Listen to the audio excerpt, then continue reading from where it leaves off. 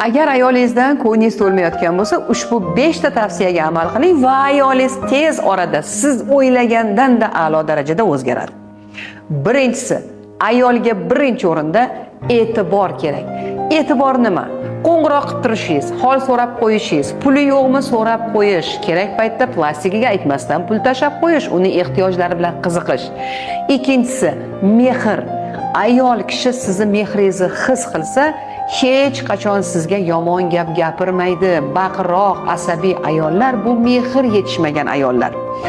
Uchinchisi, vaqt ajrating. U bilan ozgina suhbatlashing, unga gapiring, unda kuni bilan nima bo'lgani haqida gapirib berishga imkon bering. Ayol kishi o'zida o'tayotgan jarayonni bo'lishga ehtiyoji bor va uni eshitgan erkak unga mana shu ehtiyojni qondirishiga yordam beradi. To'rtinchisi, ayolingizga kutilmagan sovg'alar qilib turing. Ayolingizga kutilmagan sovg'alar qilib turing. Sovg'ani ishoning, ayol kishiga qiymatini mutlaqo ahamiyati yo'q. Bu xoh bittagina gul bo'lsin, xoh qahva bo'lsin, qanaqadir kutilmagan sayr bo'lsin, kichkina qiziqarli sovg'alar qilib turing. Va beshinchisi, ayolingizni hammadan himoya qiling. Hammadan, atrofdagilarning fikridan, qarindoshlaringizdan va eng muhimi, o'zingizni yomon kayfiyatingizdan va g'azabingizdan.